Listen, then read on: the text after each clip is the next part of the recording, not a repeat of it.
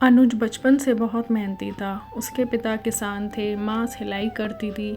अनुज school में होशियार था लेकिन हालात बहुत कमज़ोर। पढ़ाई करते करते उसने हमेशा यही सीखा, सच्चाई ही सबसे बड़ा धर्म है। बचपन का दोस्त विनय बिल्कुल विपरीत था। स्कूल में चोरी करता, झूठ बोलता, हर बार चालाकी से बच निकलता। अनुज हमेशा उसे समझाता, विनय ये रास्ता गलत है, एक दिन गिरेगा जरूर। विनय हंस देता, इस दुनिया में चालाकी ही चलती है अनुज, तुम देखते रहना। अनुज ने बीएड किया, फिर पीजीटी की तैयारी करने लगा। दिन में ट्यूशन, रात में पढ़ाई। वहीं विनय एक नेता के साथ जुड़ गया। थोड़े ही समय में बिना डिग्री उसे सरकारी विभाग में क्लर्क की नौकरी मिल गई। कहने को अनुज पढ़ा लिखा, संस्कारी, लेकिन नौकरियां हाथ से फिसलती रहीं।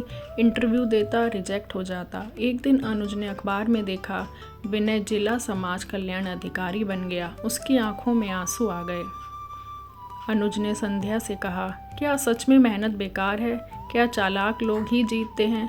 संध्या ने बस इतना कहा, किसी और की जीत को देखकर अपनी लड़ाई मत छोड़ो। लेकिन उस दिन अनुज ने भगवान से सवाल किया, हे ईश्वर, तू कहाँ है? मैंने तेरा नाम लिया, तेरे रास्ते चले, फिर भी हार क्यों रहा हूँ? एक दिन अनुज बहुत निराश होकर गांव के मंदिर चला गया। वहाँ रामेश्वर बाबा बैठे थे। अनुज ने आंखों में आंसू लेकर पूछा, बाबा, बुरे लोगों को सब कुछ अच्छा मिल जाता है और अच्छे लोग सिर्फ संघर्ष करते रहते हैं, क्यों? बाबा मुस्कुराए। उन्होंने पास पड़ी रेत उठाई और अनुज के हाथ में रख दी। बेटा, ये पकड़ो। अनुज ने मुट्ठी कस ली। रेत उसके हाथ से गिरती रही। अब धीरे से हाथ खोलो। अनुज ने आराम से हथेली खोली। अब रेत उसकी हथेली पर ठहर गई। समझे? बाबा बोले, जब तुम जीवन को कसकर पकड़ते हो, शिकायतों से भरे रहते हो, तो सुख फिसल जाता है, लेकिन जब तुम जीवन को सुकून और विश्वास से जीते हो तो वो तुम्हारे साथ रहता है। अनुज बोला, लेकिन बाबा, विनय ने झूठ, बेईमानी, रिश्वत से तरक्की की है और मैं। बाबा बोले, बेटा, जीवन कोई फिल्म नहीं है जो 2 घंटे में नायक विजयी हो जाए। ये तो कर्मों की परीक्षा है जहाँ ईश्वर देर से हिसाब करता है पर करता जरूर है। फिर बाबा ने एक कहानी सुनाई। एक किसान था, 2 बीज बोए, एक आम का और एक बेल का। बेल जल्दी बढ़ी, लिपट गई, फल भी दिया।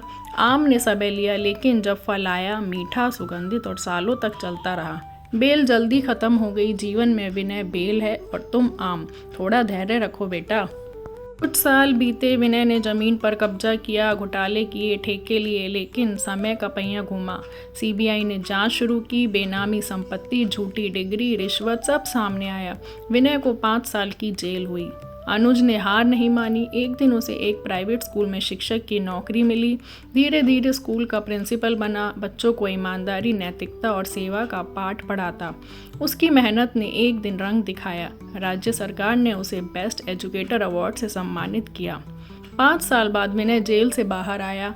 एक दिन सड़क पर बैठे बैठे रो रहा था, तभी एक कार रुकी।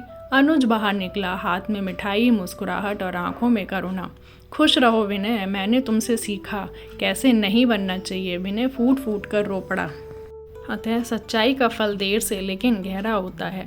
बुरे लोगों के साथ अच्छा इसलिए होता है क्योंकि ईश्वर उन्हें अपने कर्मों की लंबी डोर देता है, लेकिन जब वो टूटती है तो उनका सारा झूठ उसी में गिर जाता है और अच्छे लोग धीमे धीमे नींव की तरह मजबूत बनते हैं और एक दिन मिसाल बन जाते हैं। संदेश: अगर आप भी अनुज की तरह संघर्ष कर रहे हैं तो घबराइए मत। बुरे लोग बस तुरंत फल पा लेते हैं, पर आपका फल स्थायी और महान होता है। सच्चाई की राह धीमी हो सकती है, लेकिन मंजिल बेहद सुंदर होती है।